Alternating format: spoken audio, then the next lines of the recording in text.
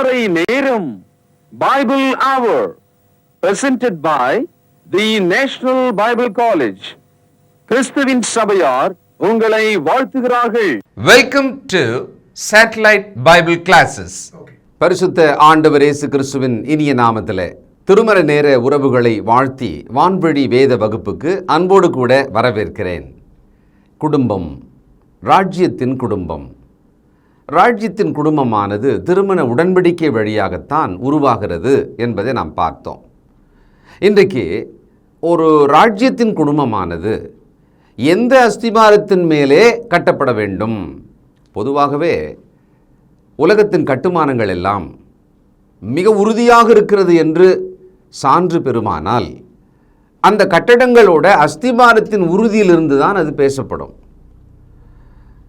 அந்த அஸ்திபார உறுதி இல்லாமல் மேலிருக்கிற கட்டடம் மிக உறுதியாக கட்டப்பட்டாலும் அது சீக்கிரத்திலே விழுந்துவிடும். ஆண்டவர் சொன்னார், கன்மலையின் மேல் அஸ்திபாரம் போட்டு உங்கள் வாழ்க்கையை கட்டுங்க. மணல் மேலே நீங்கள் மேலே இருக்கிற வீட்டு ரொம்ப அழகாக உறுதியாக கட்டினதா இருந்தாலும் கூட மணல் உங்கள் அஸ்திபாரமாக இருக்குமானால் வெள்ளத்திலே அடித்து செல்லப்படும், காற்றிலே இடிந்து விழும், புயலிலே தூக்கி எறியப்படும். அப்படியானால் இந்த குடும்பம் என்பது திருமண உடன்படிக்கையின் வழியாக வரும்பொழுதே தேவ வசனத்தின் அஸ்திபாரத்தில் அவைகள் கட்டப்பட வேண்டும். இன்னைக்கு அப்படின்னா வேற நோக்கத்திலெல்லாம் வேற அஸ்திபாரத்து மேலெல்லாம் திருமணங்கள் கட்டப்படுமா, குடும்பம் கட்டப்படுமா? ஆமாம், உலகத்தில் பார்த்தீங்கன்னா வாழ்க்கையில் வெற்றி பெறணும், நல்ல ஒரு திருமணம் தான் அதுக்கு வழி. வாழ்க்கையில் பண வசதி பெறணும், திருமணம் பண்ணால் வழி இருக்குது. பாரம்பரியத்தை காப்பாற்றணும் திருமணத்தின் வழியாக. வம்சமாக வரும் சொத்து பத்தை எல்லாம் காப்பாற்றணும், திருமண உடன்படிக்கை அவசியம். பேரும் புகழும் பெறணும், அப்படி ஒரு திருமண பந்தத்தை ஏற்படுத்தணும்.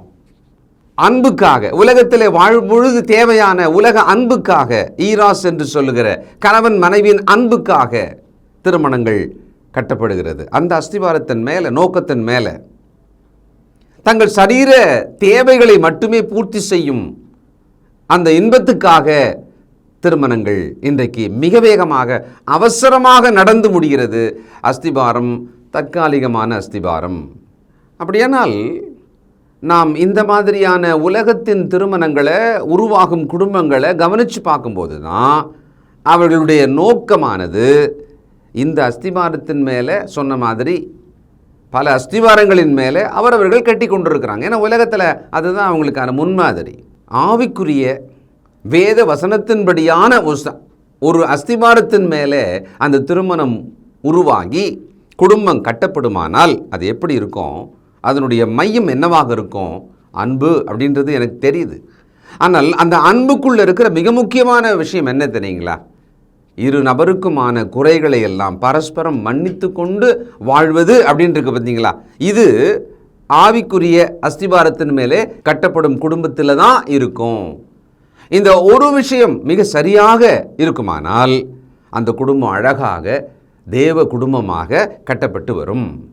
இன்றைக்கு திருமணங்கள் ஏற்கனவே நான் குறிப்பு சொன்ன மாதிரி முந்தைய செய்தியில் 50% மேலே தோல்வி அடைகிறது அந்த உடன்படிக்கையானது.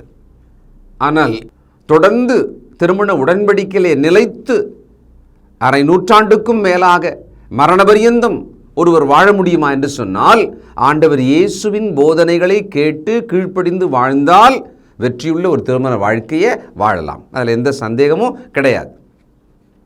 ஆண்டவர் இந்த பூமியில் வாழும் வாழ்க்கையிலே எந்த விதமான இடரலும் இல்லாமல் பரலோகத்திலே போய் சேருவதற்கு நிச்சயமாக அந்த பிரவேசம் உங்களுக்கு அளிக்கப்படும், ஒரு காலம் இடறுவதில்லை என்று சில படிநிலைகளை 2 பேதுரு 1 5 முதல் 11 வசனங்களிலே சொல்லியிருக்கிறார். அந்த மாதிரி ஆண்டவர் இயேசுவின் போதனைகளை கேட்டு அதன் வழியாக ஒரு திருமணமானது ஏற்பட்டு குடும்பமானது கட்டப்படுமானால் தொடர்ந்து வாழும் வாழ்க்கை தேவனுக்குள், கிறிஸ்துவுக்குள், ஆவியானவருடைய பலத்தால் ஒரு வெற்றியுள்ள திருமண வாழ்க்கையாக வாழ முடியும். பயமே வேண்டாம், கலக்கமே வேண்டாம். இன்றைக்கு உலகத்தை பார்த்து பயப்படுறாங்க. தங்களை சுற்றிலும் இருக்கிற உறவுகளை பார்த்து பயப்படுறாங்க. தன் சொந்த குடும்பத்துக்குள்ளே மன முறிவுகள் ஏற்படும் பொழுது, திருமண முறிவுகள் ஏற்படும் பொழுது பயப்படுறாங்க. வேணாப்பா, திருமணமே வேணாம், இந்த காலத்தில் கல்யாணம் பண்ணிக்கிட்டு ஒரு நல்ல குடும்ப வாழ்க்கையை நீண்ட காலத்துக்கு வாழவே முடியாது என்று இவர்களெல்லாம் ஒரு உறுதியாக தாங்கள் நம்புவதை இப்பெல்லாம் பேச ஆரம்பிச்சிட்டாங்க. இந்த தலைமுறை குறிப்பாக. பிரியமானவர்களே, நாம் தேவனுடைய பிள்ளைகளானால் நமக்கான முன்மாதிரியும் அஸ்திபாரமும் தேவனுடைய வசனங்கள் தான். இந்த அஸ்திபாரத்துக்கு என்னெல்லாம் அவசியம் தேவைகள் இருக்கிறது? முதலாவது, இயேசு கிறிஸ்துவுக்குள் இணைந்தவர்களாக இருக்க வேண்டும். They have to be in Christ. இதில் ஒரு சிக்கல் இருக்கு. என்னன்னா, பலவிதமான மார்க்க பிரிவினைகள் இருக்கு இல்லைங்களா? எல்லாருமே என்ன நினச்சிக்கிறாங்க, நாங்கள்லாம் ஆண்டவருக்குள்ளே தானே இருக்கிறோம், நாங்களாம் இயேசு கிறிஸ்துவுக்குள்ளே தானே இருக்கிறோம், சபை வேற, அதனால் என்ன அப்படின்னு நினைக்கிறாங்க. ஆனால் கிறிஸ்துவின் சபையாராக கிறிஸ்துவின் உபதேசத்தில் நிலைத்திருக்கும் நாம் அந்நிய நுகம் என்று சொன்னால் கிறிஸ்துவின் சபை அல்லாத எல்லாவற்றையுமே நாம் அப்படிதான் நினைக்க வேண்டி இருக்கிறது. காரணம், நமக்கு சொல்லப்பட்ட சத்தியம், புதிய உடன்படிக்கையில் இருக்கும் சத்தியம் அப்படி தான் இருக்குது. அதுக்கு எந்த விதமான காம்ப்ரமைஸும் நம்ம பண்ணவே முடியாது. அப்போது முதலாவது அஸ்திபாரத்தின் தேவை என்னவென்றால், இயேசு கிறிஸ்துவுக்குள் இருப்பவர்கள் நடுவிலே இந்த திருமண உடன்படிக்கை ஏற்படுத்தப்பட வேண்டும். இன்றைக்கு எல்லாரும் என்ன நினைக்கிறாங்கன்னா, ஆண் பெண் அவங்க பொருத்தமாக ஒரு திருமணத்துக்கு கிடைக்கிறதே ரொம்ப அரிது. அதனால் மற்ற எதையும் நம்ம பார்க்க வேண்டாம். மதம் வேறையாக இருந்தால் என்ன, சபை வேறையாக இருந்தால் என்ன, அவரவர்கள் நம்பிக்கை வேற இருந்தால் என்ன, விசுவாச அளவு வேற இருந்தால் என்ன, இந்த மாதிரி எந்த விதமான வித்தியாசமும் பிரச்சனையே கிடையாது. வித்தியாசங்களோடு தானே இருவர் வரவே முடியும். அதனால் சரீர வித்தியாசங்களை அவர்கள் ரொம்ப விட்டுடுற மாதிரியே ஆவிக்குரிய வித்தியாசத்தையும் இப்போ விட்டுடுறாங்க. கவனிக்கணும், இந்த தலைமுறை கிறிஸ்தவர்களாக நம் விசுவாசத்தை காத்து கொண்டு வாழ வேண்டுமானால் திருமணம் வரைக்கும் அது ஒரு பருவம். பெற்றோருடைய பாதுகாப்பு, சபையில் பரிசுத்தவான்களோட பாதுகாப்பில் வாழ்ந்துடலாம். ஆனால் திருமண உடன்படிக்கை என்று வந்துவிட்ட பிறகு வாழுகிற ஒரு வாழ்க்கை இருக்கு இல்லையா, பெற்றோரை விட்டும் சற்று தூரமாகவும் நமக்கான தலைமை மாறுகிறது, அந்த பெண்ணுக்கான ஒரு தலைமை மாறுகிறது. அந்த இடத்துல அந்த தலையாக வருகிற ஒருவர் கிறிஸ்துவுக்குள், இணையாக இணைந்த இவர் கிறிஸ்துவுக்குள் இருப்பாரானால் அது ஒரு பாதுகாப்பான திருமண குடும்ப வாழ்க்கையாக இருக்கும்.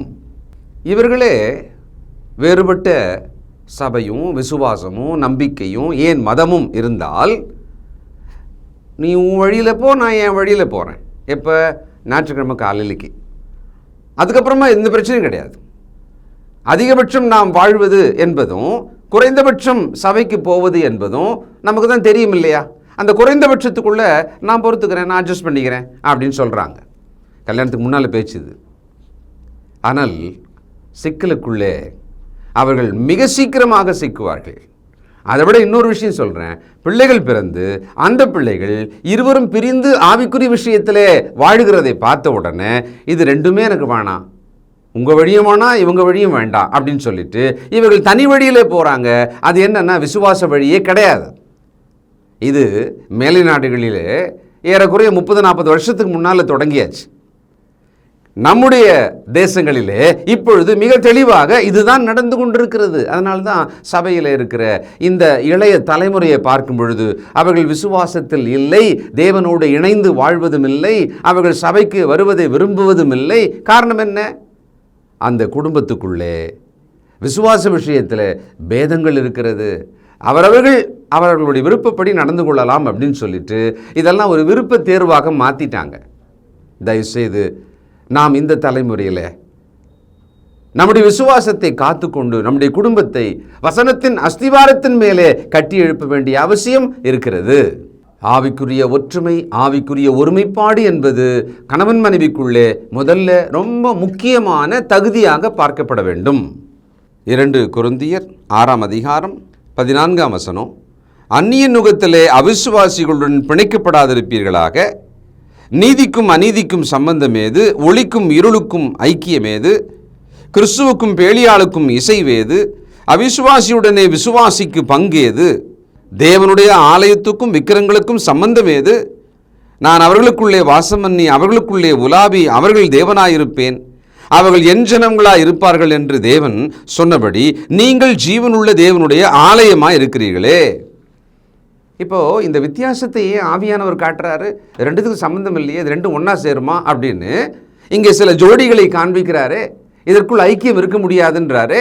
ஆனால் நான் அதெல்லாம் பார்த்துக்கிறேன், நான் அதை ஐக்கியப்படுத்திக்குவேன், நான் இன்பிட்வீனில் நடந்துருவேன், நான் ரெண்டுத்துக்கும் பொதுவாக பார்த்து நடப்பேன், பிரச்சனை இல்லாத நாங்கள் வேறு வேறு விசுவாசத்தில் வேறு வேறு சபையில் வேறு வேறு மதங்களில் இருந்தாலும் கூட நாங்கள் பக்குவமாக நடந்துக்குவோம்னு சொன்னால் தேவனுடைய சத்தியத்தையும் கூட நாம் மாற்றி நமக்கு சாதகமாக்கி நியாயப்படுத்துகிறோம் தானே அர்த்தம்.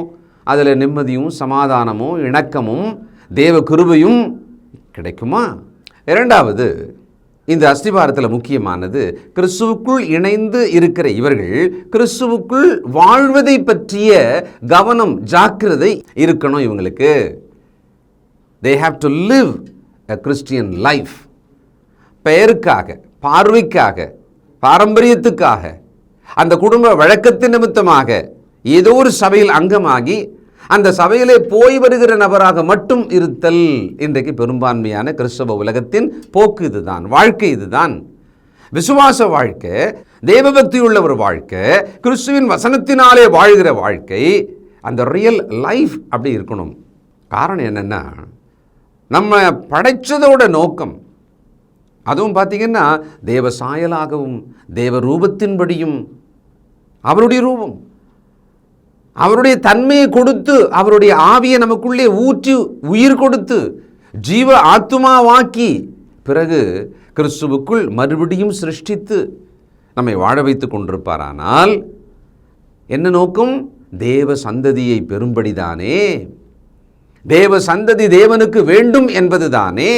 அப்போ தேவனுடைய குடும்பமாக தேவ சந்ததி பெற்றவர்களாக நாம் வாழ வேண்டியதற்காகத்தான் இந்த திருமண உடன்படிக்கை இருக்கிறது, குடும்ப வாழ்க்கை இருக்கிறது. அப்போ இதை வசனத்தின் அஸ்திவாரத்தின் மேலே கட்டப்பட வேண்டியது மட்டும்தானே, மாற்று வழி கிடையாது இல்லையா? இதை நாம் சிந்திக்க வேண்டும். மூன்றாவது, இந்த அஸ்திபாரத்தில் இன்னொரு தேவை என்னன்னா, தேவனுடைய அமைப்பு, குடும்பம் அப்படின்ற ஒரு அமைப்பு. அதில் பொதுவான ஒரு விஷயத்தை சொல்லி ஒரு குடும்பத்துக்குள்ளே இப்படி இருக்க வேண்டும் என்பதை தேவன் நமக்கு சொல்லிக் கொடுக்கிறார். பாருங்க, 1 கொரிந்தியர் 11:3. ஒவ்வொரு புருஷனுக்கும் கிறிஸ்து தலையாயிருக்கிறார் என்றும் ஸ்திரீக்கு புருஷன் தலையாயிருக்கிறார் என்றும் கிறிஸ்துவுக்கு தேவன் தலையாயிருக்கிறார் என்றும் நீங்கள் அறிய வேண்டும் என்று விரும்புகிறேன். இந்த இடத்துல ஒரு தலை என்ற ஒரு விஷயத்தையும் அதற்குள் இருக்கும் சத்தியத்தையும் அதோட படிநிலையையும் ஆவியானவர் குறிப்பிடுகிறார். ஒரு மனைவிக்கு புருஷன் தலை, புருஷனுக்கு கிறிஸ்து தலை. அப்போ அந்த கிறிஸ்துவாகிய தலையிலிருந்து சொல்லப்பட்ட சத்தியத்தை கொண்டு இந்த புருஷன் தன்னுடைய சரீரமான அந்த மனைவியை நடத்தி செல்ல வேண்டும். இப்படி இந்த அமைப்பு, இந்த தேவ அமைப்புக்குள்ள அந்த குடும்பமானது கட்டப்பட வேண்டும். இதுக்கு நாம் எந்த புத்தகத்தை தேடி வாசித்து ஆலோசனை பெற முடியும்? ஒன்றுமில்லை, கிறிஸ்துவின் வசனத்திலிருந்து தான் அந்த ஆலோசனை நம்மால் பெறவே முடியும். எபேசியர் 5:22 முதல், மனைவிகளே கர்த்தருக்கு கீழ்ப்படுகிறது போல உங்கள் சொந்த புருஷருக்கும் கீழ்ப்படியுங்கள். கிறிஸ்து சபைக்கு தலையா இருக்கிறது போல புருஷனும் மனைவிக்கு தலையாயிருக்கிறான், அவரே சரீரத்துக்கும் இரட்சகராய் இருக்கிறார். ஆகையால் சபையானது கிறிஸ்துவுக்கு கீழ்ப்படுகிறது போல மனைவிகளும் தங்கள் சொந்த புருஷர்களுக்கு எந்த காரியத்திலேயும் கீழ்ப்படிந்திருக்க வேண்டும். புருஷர்களே, உங்கள் மனைவிகளில் அன்பு கூறுங்கள், அப்படியே கிறிஸ்துவும் சபையில் அன்பு கூர்ந்து. கணவன், மனைவி, கிறிஸ்து, சபை, இந்த ஒப்பீடு பாருங்களேன். அதில் எப்படி சொல்கிறாரு? மனைவியானவள் கர்த்தருக்கு, கிறிஸ்துவுக்கு கீழ்ப்படுகிறது போல தன் புருஷனுக்கு கீழ்ப்படிய வேண்டும். கணவனானவன் கிறிஸ்து சபையை அன்பு கூர்ந்து தன்னை பலியாக்கியது போல தன் மனைவியை ஜீவனை கொடுக்கும் அளவு அன்பு கூற வேண்டும். இவ்வளவுதான் இந்த இடத்துல நமக்கு சொல்லிக் கொடுக்கப்பட்ட விஷயம். இது தேவனுடைய குடும்பத்தின் கட்டமைப்புக்கான ஒரு சத்தியம். இதை நினைவில் வைத்து கொண்டு தான் நம்முடைய ராஜ்யத்தின் குடும்பத்தை நாம் கட்டி எழுப்ப வேண்டியிருக்கு. கொலோசியர் 3:18 வசனம், மனைவிகளே கர்த்தருக்கு ஏற்கும்படி உங்கள் புருஷருக்கு கீழ்ப்படியுங்கள். கர்த்தர் ஏற்றுக்கொள்ளும்படியாக உங்கள் புருஷருக்கு கீழ்ப்படியுங்கள். புருஷருக்கு எல்லாவற்றுக்கும் கீழ்ப்படிவேன்னு சொல்லிட்டு கர்த்தருக்கு கீழ்ப்படியாமல் போகிற ஒரு சூழ்நிலை வருமானால் அப்போ அந்த மனைவி கவனிக்கணும் இல்லையா? அவர்கள் இந்த வசனத்தின் அறிவுள்ளவர்களாக, இது கர்த்தருக்கு பிரியமில்லையே. அனனியா சப்பிராள் விஷயத்தில் யார் அந்த ஒரு பிரச்சனையை தொடங்கியது? கணவனாக இருந்தால் மனைவியானவள் திருவசனத்தின்படி நாம் இப்படி செய்யக்கூடாதே சொல்லியிருக்கலாம். மனைவியாக இருந்தால் திருவசனத்தின்படி நாம் இப்படி பதுக்கி வைக்கக்கூடாதே, மறைக்கக்கூடாதே, மாய்மாலம் பண்ணக்கூடாதே சொல்லியிருக்கலாம். இருவரும் சேர்ந்து அவர்கள் கேட்ட அந்த சத்தியத்தின்படி நடவாமல் பரிசுத்த ஆவிக்கு விரோதமாக பொய்யாக நடக்க முடிவு செய்து விட்டார்கள். வசனத்தின் அஸ்திபாரத்தில் அந்த குடும்பம் கட்டப்படலை, தொடர்ந்து கட்டப்படலை. அவர்கள் தங்கள் சொந்த ஆசை இச்சையை மேலே வச்சுட்டாங்க, அந்த திருவசனத்துக்கு கீழ்ப்படிவதை தள்ளி வச்சுட்டாங்க. இன்றைக்கு கிறிஸ்தவ குடும்பங்களுக்குள்ளே இது நீண்ட காலமாக நடந்து கொண்டிருக்கிற பிரச்சனை. அதனாலே விளைவு அந்த குடும்பத்துக்குள்ளே இன்றைக்கு வந்திருக்கிறது. 1 பேதுரு 3:1 வசனம், அந்தபடி மனைவிகளே உங்கள் சொந்த புருஷர்களுக்கு கீழ்ப்படிந்திருங்கள்.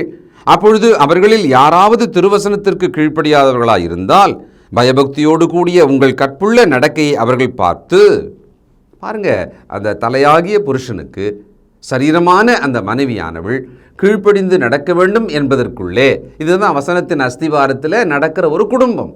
அந்த கீழ்ப்படிதல், அவர்களோட பயபக்தியுள்ள நடக்கை திருவசனத்துக்கு கீழ்ப்படியாத ஒரு புருஷனையும் மாற்றிவிடும், மனந்திரும்பிவிடும் என்று சொல்றார்னா, இந்த அமைப்புக்குள்ளே தான் அந்த ராஜ்யத்தின் குடும்பமானது கட்டப்பட வேண்டும். அப்படி தான் நாம் கட்டப்பட்டு வருகிறோமா? இந்த ஜாக்கிரதை நமக்கு இருக்கிறதா? இந்த அறிவு தெளிவோடு நாம் நடக்கிறோமா? சிந்தித்து பாருங்க. இன்றைய தலைமுறை என்ன சொல்லுது? நீண்ட காலமாகவே சொல்ல ஆரம்பிச்சிட்டாங்க, ஆணும் பெண்ணும் சமம். நாங்கள் செய்யாத வேலை என்ன? நாங்கள் சந்திரமண்டலத்துக்கு போகிறோம், கோள்களுக்குள்ளே உங்களைப் போல நுழைந்து வருகிறோம், கடலின் ஆழங்களுக்கு செல்லுகிறோம், கடலின் ஆழங்களுக்கு செல்லுகிறோம், எரிமலையின் மேலே பறக்கிறோம். ஒரு ஆண் செய்யும் எல்லா வேலைகளையும் நாங்கள் செய்கிறோமே, அசாத்தியமாக காரியங்களை கூட நாங்கள் செய்கிறோமே. அப்படியானால் குடும்பம் அப்படின்னு வரும்பொழுது அதுக்குள்ள இந்த உலகத்தில் எது நீதி நியாயமோ, எது பரவலாக ஏற்றுக்கொள்ளப்படுகிறதோ அப்படித்தான் நம்ம நடக்கணுன்றாங்க. அங்கே தேவ வசனங்களின் அஸ்திவாரத்தை தூரமாக தள்ளி வைத்துவிட்டு இவர்கள் உலக அஸ்திவாரத்தின் மேலே கட்டப்படுகிறார்கள். அது சீக்கிரம் முறிந்து விழுந்து விடுகிறது. தேவனுடைய குடும்ப அமைப்புக்குள்ளே இருக்கிற மிக முக்கியமான இன்னொரு விஷயம், 2ஆம் பாகம், முக்கியமான பாகம் எதுன்னு தெரியுங்களா? அது கணவன் மனைவி முதல்ல பார்த்தோம். இப்போ பெற்றோர் பிள்ளைகள். பிள்ளைகளே உங்கள் பெற்றாருக்கு கர்த்தருக்குள் கீழ்ப்படியுங்கள், இது நியாயம். உனக்கு நன்மை உண்டாயிருப்பதற்கும் பூமியிலே உன் வாழ்நாள் நீடித்திருப்பதற்கும் உன் தகப்பனையும் உன் தாயையும் கனம் பண்ணுவாயாக என்பதே வாக்குத்தத்தமுள்ள முதலாம் கற்பனையாக இருக்கிறது. பெற்றோருக்கு பிள்ளைகள் கீழ்ப்படிய வேண்டும். இதுதான் தேவ குடும்பத்தோட அமைப்பு.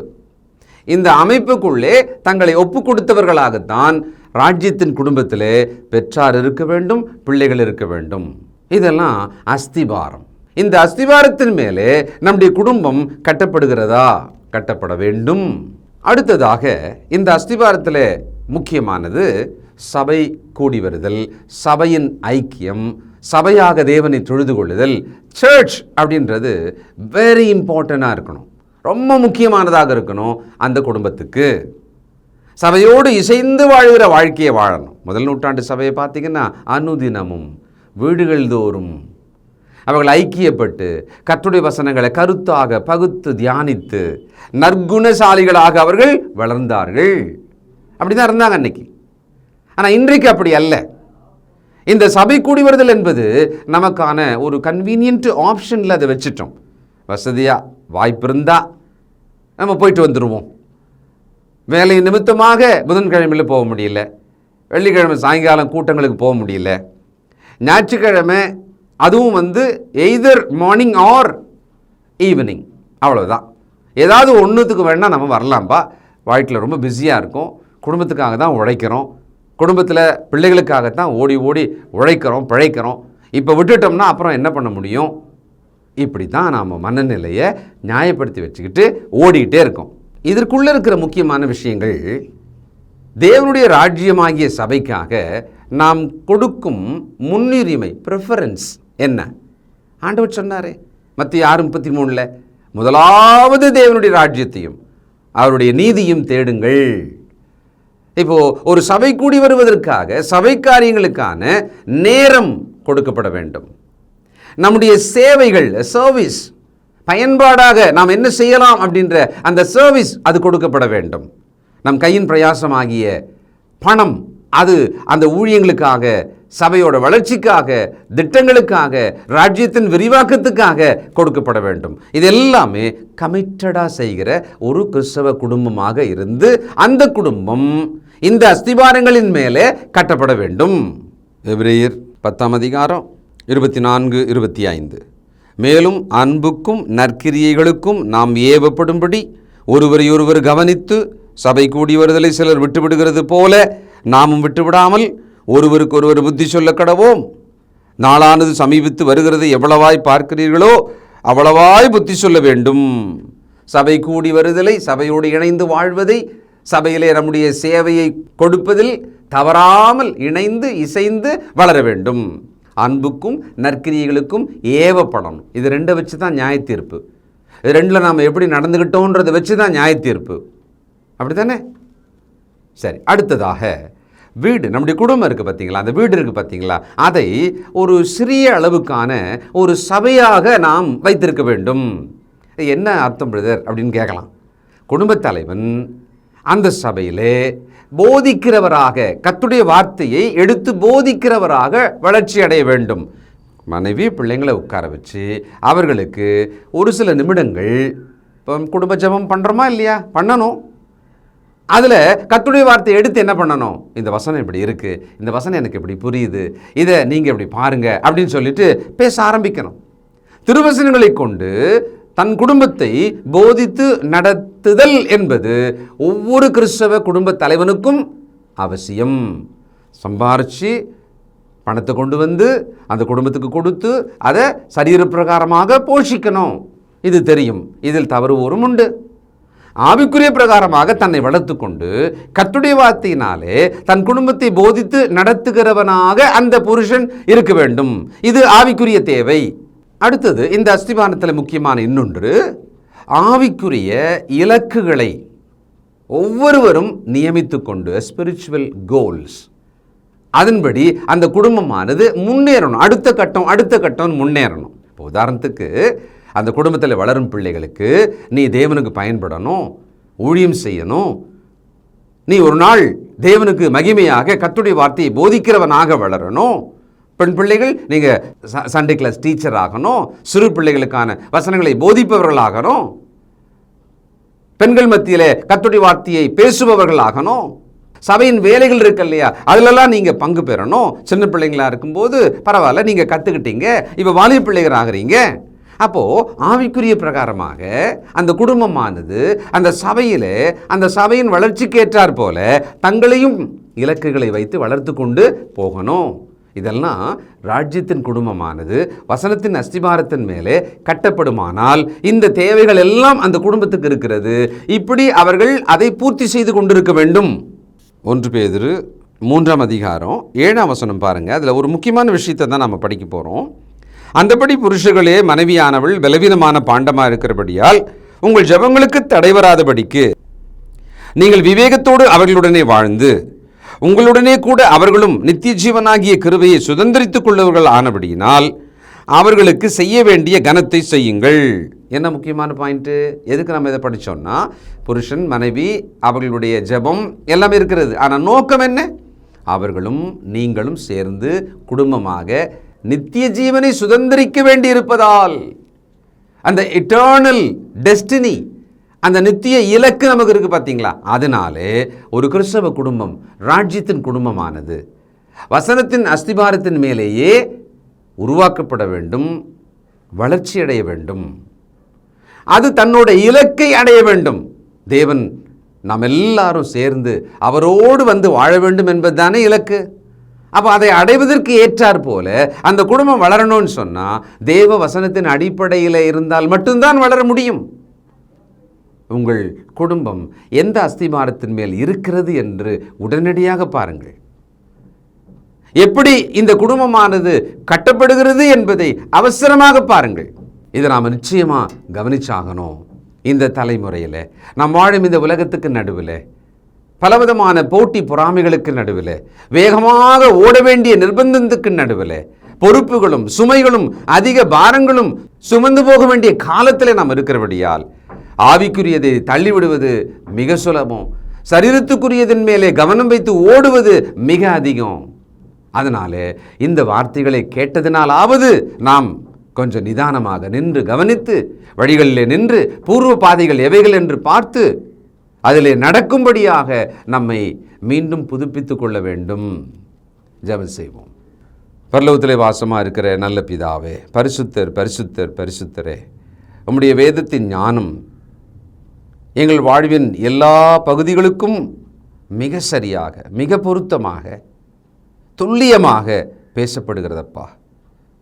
இந்த குடும்பம் வசனத்தின் அஸ்திபாரத்தின் மேலே கட்டப்பட வேண்டும் என்பதை எங்களுக்கு நினைப்பூட்டியதற்காக ஸ்தோத்திரம். நாங்கள் அப்படிதான் நடக்கிறோம் என்று சொல்லி ஒரு பக்கம் புரண்டு போகிறோம், இன்னொரு பக்கம் இந்த நினைவு ஜாக்கிரதை இல்லாமலேயே உலகத்தின் அஸ்திபாரங்களை எல்லாம் இழுத்து கொண்டு அதன் மேலே நாங்கள் கட்டி கொண்டிருக்கிறோம். எங்களை மன்னியின் தகப்பனே, உமக்கு பிரியமாக உம்மோடு வந்து சேர்ந்து வாழும்படியான அந்த நித்திய வாழ்வை தவறாமல் அடையத்தக்கதாக நாங்கள் ராஜ்யத்தின் குடும்பத்தை கட்டி எழுப்ப எங்களுக்கு உதவி செய்யும். பலன் தாரும், என்னுடைய பலவீனங்களை நீக்கும் ஞானம் தாரும், விவேகம் தாரும், விசுவாசத்தோடு எங்களுக்கு தைரியத்தை தாரும். எங்களை தாழ்த்துகிறோம். கேட்டபடி மக்கள் ஒவ்வொருவரையும் ஆசீர்வதிப்பீராக. இயேசு கிறிஸ்துவின் பரிசுத்த நாமத்தில் துதித்து ஜெபிக்கிறோம் பிதாவே, ஆமென். தொடர்பு கொள்ள வேண்டிய முகவரி: திருமறை நேரம், 58 சர்ச் தெரு, குமரன் நகர், சென்னை 6082. செல்போன் 9385500882. கர்த்தாவே, தேவர்களில் உமக்குப்பானவர் யார்? வானத்திலும் பூமியிலும் உமக்குப்பானவர் யார்?